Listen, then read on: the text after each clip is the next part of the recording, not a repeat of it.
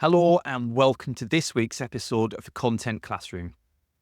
If I look a bit tired, I'm just in the middle of recording.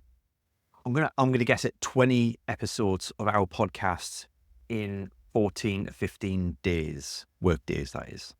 I can't tell you how draining it is to do episodes back to back, with two some days. And I'm doing it for a specific reason because I want to get December and January as 3 months for me, and possibly even February, where we don't have to do any recording or editing, which means that we can knuckle down and work heavily on business development and tidy things up ready for the new financial year. So there's a big valid point to it. It's been fun. I've spoken to some fantastic people, and looking forward to launching Series 2 starting the end of April, beginning of May next year. This week's episode of Content Classroom, I wanted to dig in a little bit to the technologies around recording your episodes, your videos. So for those of you that are out there that really want to start working on video, you'd be forgiven to be a bit overwhelmed by all the options that are out there.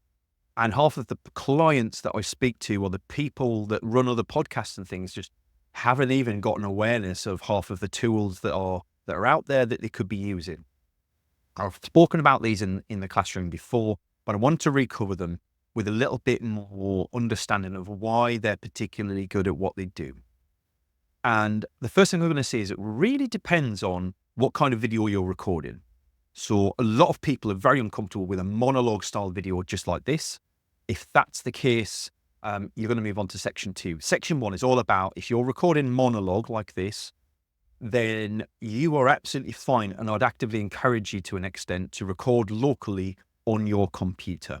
Now on a Mac, that's usually QuickTime. On Windows, it will be Media Player or something similar, or you can use QuickTime as well.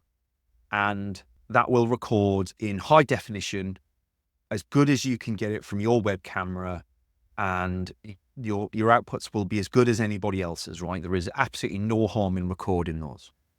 For a lot of people, that falls over when they want to record with them and somebody else, because how do you get them together? And the common answer that everybody comes up with is, oh, we can use Teams or we can use Zoom. Please don't do that. Right. Zoom is a better option than Teams. Teams, you have very little control over. The outputs are generally all kind of one single file where everybody's crammed on the same screen. And if you want to do any editing work on that, it becomes really, really hard. I used to do that. It's awful. Please don't do that.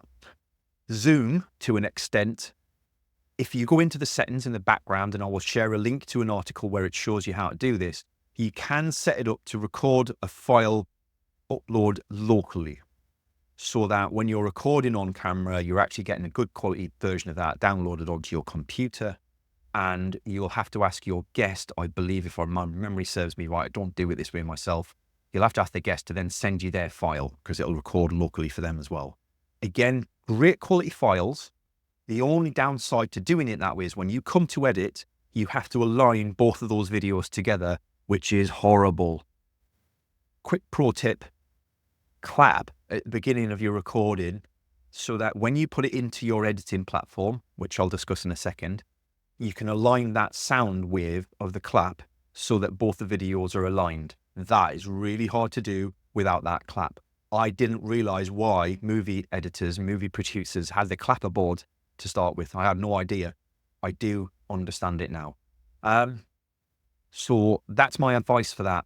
And interestingly, I'm a big advocate for Descript as an editing tool. Now, Descript has Squadcast, which is a version of a kind of like Zoom, where you just have recording studios that go up to 4K. But rather than having to get your guest or the other person who's recording to download their video, send it over to you, you upload it into the editor and all of these problems, Squadcast will record it locally, stream it to the cloud for you during and after the recording. And then when it's finished, you can edit it directly in Descript with no messing about. There's no uploading, downloading, transferring and all of that crap, right? And it's $30 a month for a pro package. It's really not expensive. The Squadcast side of things is thrown in as a freebie. They are building out a new replacement for Squadcast. So a bit of the background was Quadcast was a separate company, separate platform. Descript bought it and then now re-engineering the back end of it to create their own version of that. An alternative platform to that, if you don't want to use Descript or it's not your thing, you might have heard of a platform called Riverside.fm. Riverside is a fantastic platform, although quite a lot more expensive these days than what it used to be, and certainly more expensive than Descript. It has all of that built in. You can do editing within Riverside now. It'll do auto AI clips. The varying results on those, they're not always amazing, but they're a lot better than they used to be. And the benefit of working with Riverside particularly is that if your guest accidentally closes their browser, the stream isn't lost to the cloud. So you can reconnect them to that stream, sort of finish uploading their episode to the cloud. The reason I say that is because I've had the situation where with Squadcast, a guest has closed their browser the moment we finished recording the podcast. Their upload hasn't finished and we've lost half their video file and had to re-record. It's not fun. That being said, it's a pretty easy process to say to your guest, please don't leave when this finishes and make sure you wait until it's finished uploading before it gets to the cloud. And with either of those two platforms, the version that you get at the end is a perfect copy like this, with no broadband challenges, no fuzziness, no buffering, no sync issues. And if you do it through Squadcast or Riverside, it will align those two videos for you so you don't have to do that hard work, which I think is worth any amount of money because it is horrible trying to align those videos. There's a lot to take in there, so feel free to replay the video and listen to that again.